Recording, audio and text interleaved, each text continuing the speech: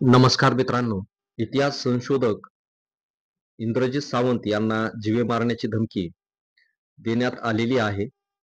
छावा चित्रपट असेल अथवा इतर माहिती असेल, जेव्हा छत्रपती शिवरायांच्या बाबतीत अवमान करणारी पुढे येतात, तेव्हा इंद्रजित सावंत यांनी ऐतिहासिक पुराव्याच्या आधारे शिवछत्रपतींच्या चरित्राचे संवर्धन केलेले आहे. म्हणजे समजून जा तुम्ही काय करायचं आता. म्हणजे काय? ठीक आहे. आता मुद्दा असा आहे की तुम्ही ज्या रेफरन्सचा बोलले ना त्याच्यामध्ये संभाजी महाराज काय करत होते हे पण सांगा ना लोकांना. काय करत होते? ते पुस्तक तुम्ही ज्याचा रेफरन्स दिला ते बोलले ना तुम्ही. कुठलं की पुस्तक? संभाजी महाराज अय्याश होते. कोण हे सांगा ना त्याच्यामध्ये. कुठल्या पुस्तकाचा रेफरन्स दिलाय?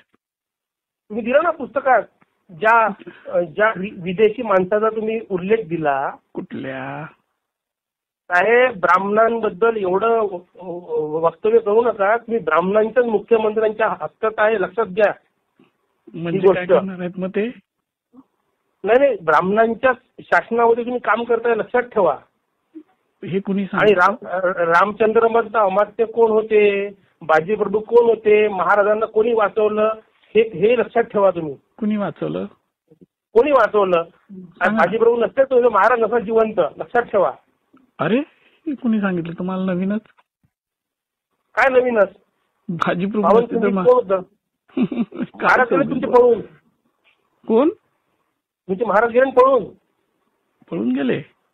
मग काय बोलताय तुम्ही? इतिहास पूर्ण वाचा, लक्षात घ्या. नाही, ब्राह्मणांवर फक्त ब्राह्मणांना बोलल्याने तुमचं काही होणार नाही, लक्षात घ्या. काय होणार नाही म्हणजे? ब्राह्मणांना शिव्या दिल्याने काही नाही. तुम्ही असाल ना, तुम्ही म्हणता ब्राह्मणांमुळे संभाजी महाराजांना पकडलं, असं मी नाही म्हणत. तो जो म्हटलं. फ्रान्सिस कोणता रेफरन्स दिला तुम्ही? कोणता दिला रेफरन्स? ब्रिटिशांचा पुस्तक वाचा ना. सांगा ना लोकांना जेम्स लेननी काय म्हटलं होतं.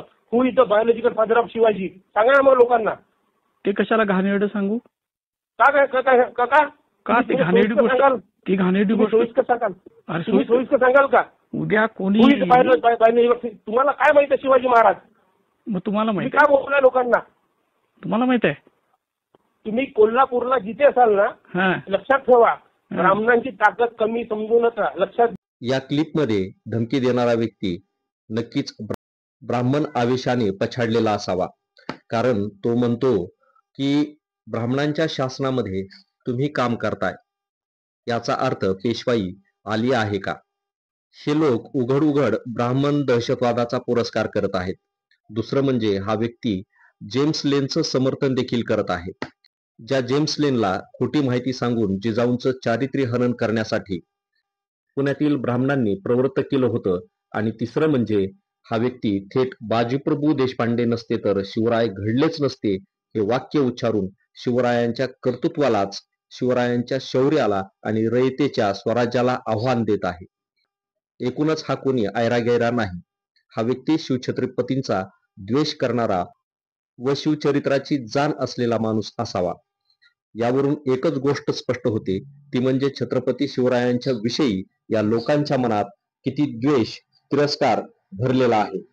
395 वर्षानंतरही हे लोक विसरलेले नाहीत. असो, हा व्यक्ती जो कोणी असेल त्याला तर शिक्षा व्हायलाच हवी, परंतु त्याचे धन्यवाद देखील मानायला हवेत. कारण त्याने शिवरायांच्या विषयी ब्राह्मणांच्या मनात काय आहे ते किमान उघड तरी केले. या निमित्तानं एवढंच. धन्यवाद.